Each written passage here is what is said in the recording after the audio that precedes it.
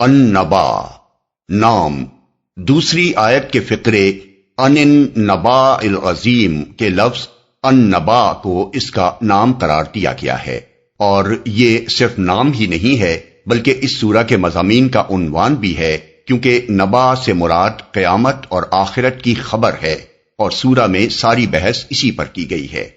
زمانہ نزول، جیسا کہ ہم سورہ مرسلات کے دیباچے میں بیان کر چکے ہیں، سورہ قیامت سے سورہ نازعات تک سب کا مضمون ایک دوسرے سے مشابہ ہے، اور یہ سب مکہ معظمہ کے ابتدائی دور کی نازل شدہ معلوم ہوتی ہیں۔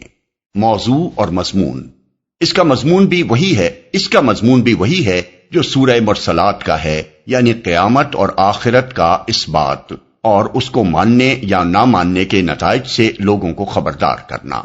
مکہ معظمہ میں جب اول رسول اللہ صلی اللہ علیہ وسلم نے اسلام کی تبلیغ کا آغاز کیا تو اس کی بنیاد 3 چیزیں تھیں۔ ایک یہ بات کہ اللہ کے ساتھ کسی کو خدائی میں شریک نہ مانا جائے، دوسری یہ کہ آپ کو اللہ نے اپنا رسول مقرر کیا ہے، تیسری یہ کہ اس دنیا کا ایک روز خاتمہ ہو جائے گا اور اس کے بعد ایک دوسرا عالم برپا ہوگا جس میں تمام اولین و آخرین دوبارہ زندہ کر کے اسی جسم کے ساتھ اٹھائے جائیں گے جس میں رہ کر انہوں نے دنیا میں کام کیا تھا، پھر ان کے عقائد اور اعمال کا حساب لیا جائے گا، اور اس محاسبے میں جو لوگ مومن و صالح ثابت ہوں گے وہ ہمیشہ کے لیے جنت میں جائیں گے، اور جو کافر و فاسق ہوں گے وہ ہمیشہ کے لیے دوزخ میں رہیں گے۔ ان تینوں باتوں میں سے پہلی بات اگرچہ اہل مکہ کو سخت ناگوار تھی، لیکن بہرحال وہ اللہ تعالیٰ کی ہستی کے منکر نہ تھے، اس کے رب اعلیٰ اور خالق و رازق ہونے کو بھی مانتے تھے،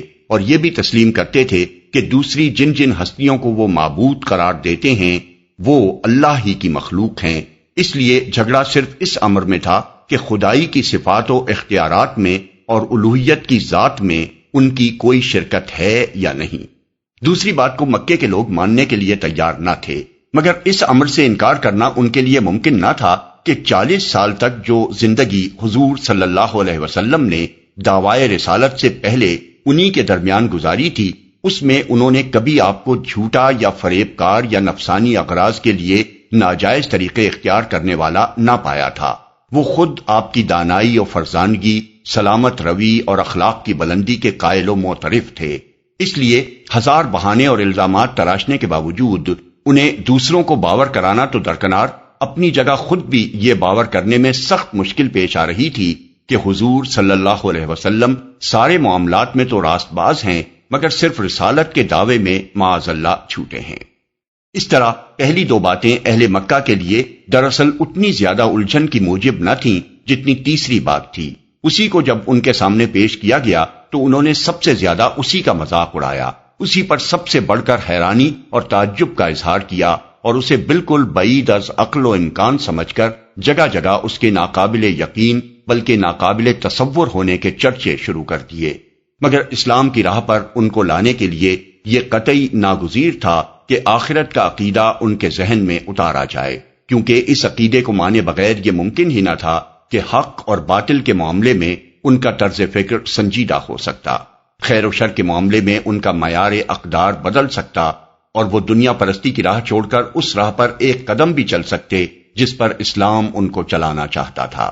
یہی وجہ ہے کہ مکہ معظمہ کے ابتدائی دور کی صورتوں میں زیادہ تر زور آخرت کا عقیدہ دلوں میں بٹھانے پر صرف کیا گیا ہے، البتہ اس کے لیے دلائل ایسے انداز سے دیے گئے ہیں جن سے توحید کا تصور بھی خود بخود ذہن نشین ہوتا چلا جاتا ہے، اور بیچ بیچ میں رسول اللہ صلی اللہ علیہ وسلم اور قرآن کے برحق ہونے کے دلائل بھی مختصراً دے دیے گئے ہیں۔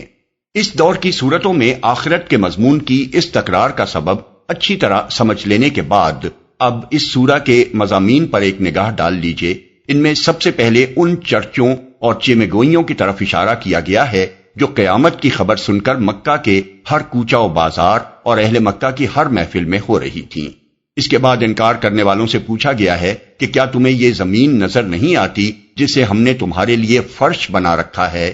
کیا یہ بلند و بالا پہاڑ تمہیں نظر نہیں آتے جنہیں ہم نے زمین میں گاڑ رکھا ہے؟ کیا تم اپنے آپ کو نہیں دیکھتے کہ کس طرح ہم نے تمہیں مردوں اور عورتوں کے جوڑوں کی شکل میں پیدا کیا ہے؟ کیا تم اپنی نیند کو نہیں دیکھتے جس کے ذریعے سے ہم نے تم کو دنیا میں کام کرنے کے قابل بنائے رکھنے کے لیے ہر چند گھنٹوں کی محنت کے بعد ہر چند گھنٹے آرام لینے پر مجبور کر رکھا ہے؟ کیا تم رات اور دن کی آمد و رفت کو نہیں دیکھتے جسے ٹھیک تمہاری ضرورت کے مطابق ہم باقاعدگی کے ساتھ مسلسل جاری رکھے ہوئے ہیں؟ کیا تم اپنے اوپر آسمانوں کے مضبوط بندے ہوئے نظام کو نہیں دیکھتے؟ کیا یہ سورج تمہیں نظر نہیں آتا جس کی بدولت تمہیں روشنی اور حرارت میسر آ رہی ہے؟ کیا تم ان بارشوں کو نہیں دیکھتے جو بادلوں سے برس رہی ہیں اور ان کے ذریعے سے غلے اور سبزیاں اور گھنے باغ اگ رہے ہیں؟ یہ ساری چیزیں کیا تمہیں یہی بتا رہی ہیں کہ جس قادر مطلق نے ان کو پیدا کیا ہے اس کی قدرت قیامت لانے اور آخرت برپا کرنے سے عاجز ہے؟ اور اس پورے کارخانے میں جو کمال درجے کی حکمت و دانائی صریحاً کار فرما ہے، کیا اس کو دیکھتے ہوئے تمہاری سمجھ میں یہی آتا ہے کہ اس کارخانے کا ایک ایک جز اور ایک ایک فعل تو بامقصد ہے، مگر بجائے خود پورا کارخانہ بے مقصد ہے؟ آخر اس سے زیادہ لغو اور بے معنی بات کیا ہو سکتی ہے کہ اس کارخانے میں انسان کو پیش دست یعنی فور مین کے منصب پر مامور کر کے اسے یہاں بڑے وسیع اختیارات تو دے دیے جائیں، مگر جب وہ اپنا کام پورا کر کے یہاں سے رخصت ہو تو اسے یوں ہی چھوڑ دیا جائے؟ نہ کام بنانے پر پینشن اور انعام، نہ کام بگاڑنے پر باز پرس اور سزا۔ یہ دلائل دینے کے بعد پورے زور کے ساتھ فرمایا گیا ہے کہ فیصلے کا دن یقیناً اپنے مقرر وقت پر آ کر رہے گا۔ سور میں بس ایک پھونک مارنے کی دیر ہے، وہ سب کچھ جس کی تمہیں خبر دی جا رہی ہے سامنے آ جائے گا، اور تم آج چاہے مانو یا نہ مانو اس وقت جہاں جہاں بھی تم مرے پڑے ہوگے وہاں سے فوج در فوج اپنا حساب دینے کے لیے نکل آؤ گے۔ تمہارا انکار اس واقعے کو پیش آنے سے نہیں روک سکتا۔ اس کے بعد آیت 21 سے 30 تک بتایا گیا ہے کہ جو لوگ حساب کتاب کی توقع نہیں رکھتے اور جنہوں نے ہماری آیات کو جھٹلا دیا ہے، ان کا ایک ایک کرتوت گن گن کر ہمارے ہاں لکھا ہوا ہے، اور ان کی خبر لینے کے لیے جہنم گھاٹ لگائے ہوئے تیار ہے، جہاں ان کے اعمال کا بھرپور بدلہ انہیں دے دیا جائے گا۔ پھر آیت 31 سے 36 تک ان لوگوں کی بہترین جزا بتائی گئی ہے جنہوں نے اپنے آپ کو ذمہ دار و جواب دہ سمجھ کر دنیا میں اپنی آخرت درست کرنے کی پہلے ہی فکر کر لی ہے، اور انہیں اطمینان دلایا گیا ہے کہ انہیں ان کی خدمات کا صرف اجر ہی نہیں دیا جائے گا بلکہ اس سے زائد کافی انعام بھی دیا جائے گا۔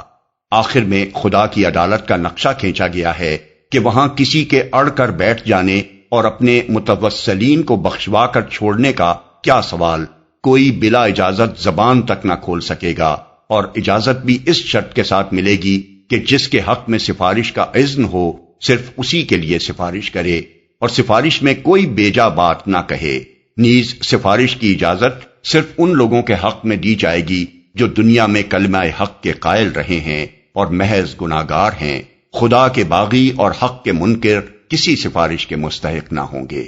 پھر کلام کو اس تنبیہ پر ختم کیا گیا ہے کہ جس دن کے آنے کی خبر دی جا رہی ہے اس کا آنا برحق ہے، اسے دور نہ سمجھو، وہ قریب ہی آ لگا ہے۔ اب جس کا جی چاہے اسے مان کر اپنے رب کا راستہ اختیار کر لے۔ لیکن اس تنبیہ کے باوجود جو اس کا انکار کرے گا اس کا سارا کیا دھرا اس کے سامنے آ جائے گا، اور پھر وہ پچھتا پچھتا کر کہے گا کہ کاش میں دنیا میں پیدا ہی نہ ہوتا۔ اس وقت اس کا یہ احساس اسی دنیا کے بارے میں ہوگا جس پر وہ آج لٹو ہو رہا ہے۔